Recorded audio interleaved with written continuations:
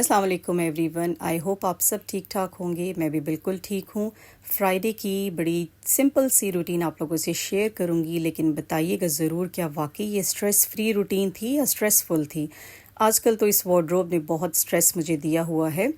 इसमें दीमक का बहुत ज़्यादा इशू है। मैं पूरी कोशिश करती हूँ कि हर हफ्ते इसमें स्प्रे करके इसको नीट क्लीन रखूँ, और जहाँ मैं भूल जाती हूँ ना तो दीमक बहुत तबाही मचा देती है। खैर ये तो एक नेचुरल चीज़ है, हर घर में ये इशू है और स्पेशली लाहौर में तो है ही है। तो दोबारा से सारी ये वार्डरोब बननी है, टूटनी है, तो बहुत ही प्रोसेस लंबा है। इसलिए जितना हो सकता है मैं इसकी साफ़ सफाई करके इसको ऐसे ही यूज़ कर रही हूँ। अच्छा जी, सेकंड जो अहम हमारा मिशन था ना, आज इस पॉट की हमने करनी है गोटी, और जो एक्स्ट्रा बेलें निकली हुई हैं एलोवेरा में उनको हटाना है। तो मौसम भी अच्छा था, हवा चल रही थी और आज मैं बैठ के ये काम कर सकती थी। ह्यूमिडिटी थोड़ी कम थी। सो जी मैं ले आई माली चाचा का खुरपा और बैठ गई इस पॉट की गोटी करने। आपकी हॉबीज़ ना कभी कभी आपके लिए स्ट्रेस भी बन जाती हैं। जैसे कि मैंने इंडोर प्लांट्स रखे ना, तो उनकी जो कंडीशन थी लास्ट मंथ देख देख के मुझे बहुत ज़्यादा स्ट्रेस होता था।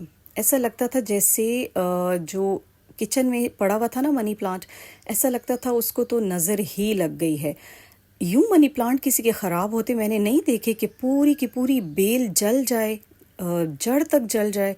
मतलब इतनी ज़्यादा हीट तो उसको लगी नहीं थी। मेरे रूम में पड़ा हुआ था, पानी उसका चेंज होता था, लेकिन टोटली वो जल गया, बिल्कुल रूट्स उसकी गल गई थी।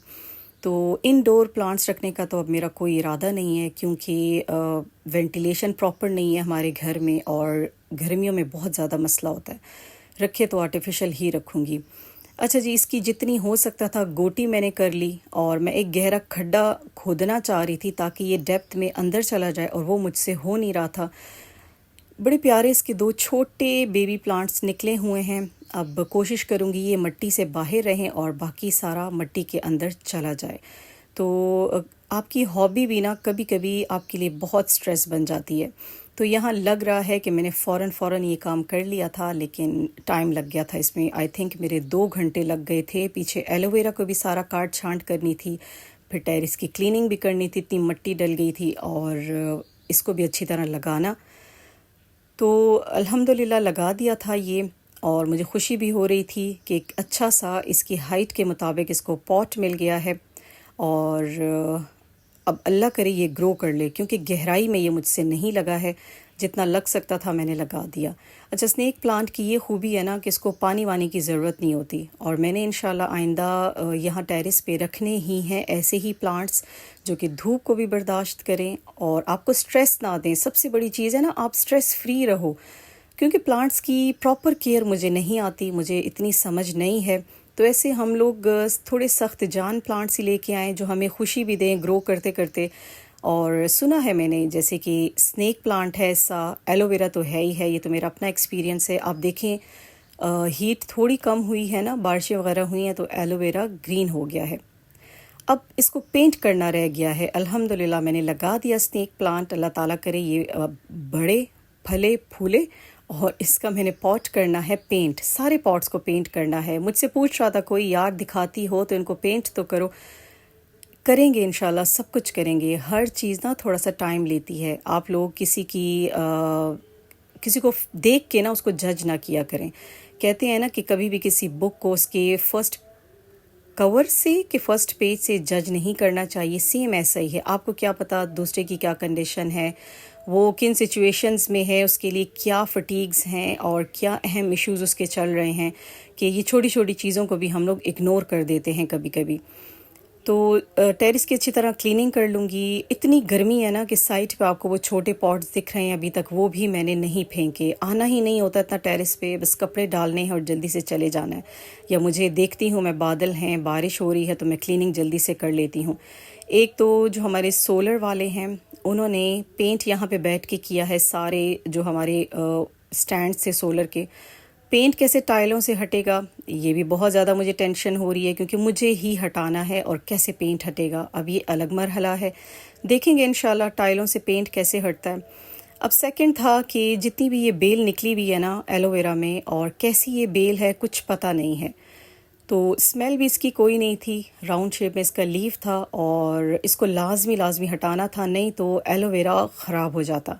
تو اتنی بھی ہارڈ تھی نا یہ بیل کہ نکل ہی نہیں رہی تھی زمین سے. اس کی جڑیں اتنی مضبوط تھیں اور میں نے بھی جتنا ہو سکتا تھا اوپر سے اس کو توڑا, اور جو چھوٹی تھیں وہ آ گئی تھیں جڑوں سمیت ہاتھ میں, باقی جڑ سمیت نہیں نکلی.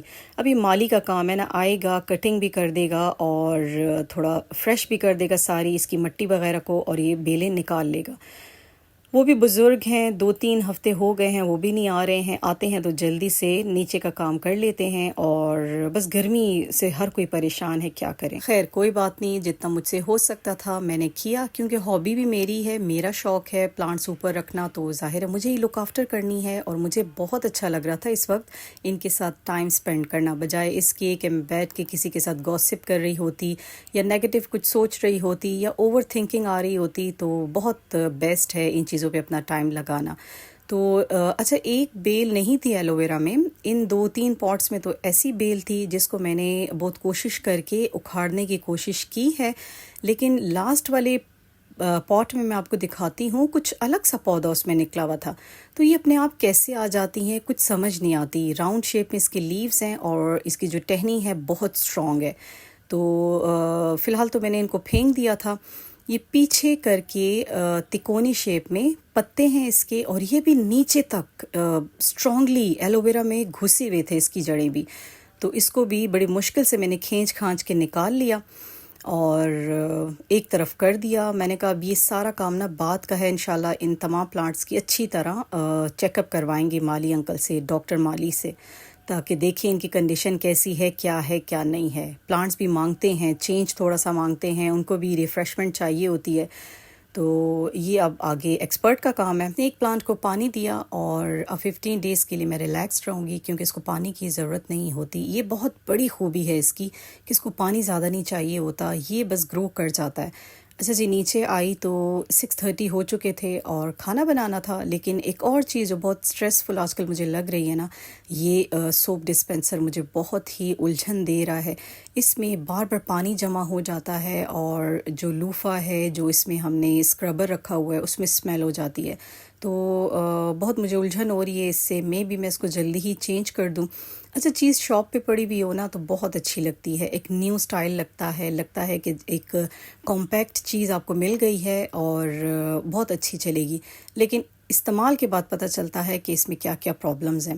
بس اس میں یہی ایک پرابلم ہے کہ لوفا جو پانی ایبزارب کر لیتا ہے نا جب آپ دھو کے اس کو رکھتے ہیں, تو وہ پھر اس میں ٹپکتا رہتا ہے اور اس کے اندر ہی رہتا ہے, نکلتا نہیں ہے. اسی طرح جو اسٹیل وول رکھا ہوا ہے اس کا بھی یہی پرابلم ہے, اس کو بھی جب اسکرب کرتے ہیں چیزوں کو تو ساری میل اس کے اندر ہی رہ جاتی ہے. تو دیکھیں گے انشاءاللہ اس کا کوئی اچھا سا میں آلٹرنیٹ ڈھونڈتی ہوں دوبارہ. مجھے الجھن ہوتی ہے اسپیشلی لوفا اینڈ اسٹیل وول, جب اس طرح کے ہو جاتے ہیں نا بہت مجھے گھن آتی ہے. تو اس کو اچھی طرح واش کر کے اگین اس کو میں فل کر دوں گی جیل وغیرہ سے, لیکن جلد اس کے لیے کچھ آلٹرنیٹ مجھے ڈھونڈنا ہے, کیونکہ مجھے رہنا ہے اسٹریس فری, اور آپ لوگوں سے بھی ایسی چیزیں شیئر کرنی ہے جو اسٹریس نہ دیں, جس میں ہم لوگ ریلیکس رہیں. تو یہ تھی جی میری فرائیڈے کی روٹین, جس کو میں نے بہت کوشش کی اسٹریس فری بنانے کی, لیکن وہ لگ رہی ہے اسٹریسفل. تو لوں گی آپ سے اجازت, ملیں گے نیکسٹ ولاگ میں انشاءاللہ. لائک, سبسکرائب اینڈ شیئر ضرور کیجیے گا, اور دعا میں یاد رکھیے گا. ٹیک کیئر اینڈ اللہ حافظ.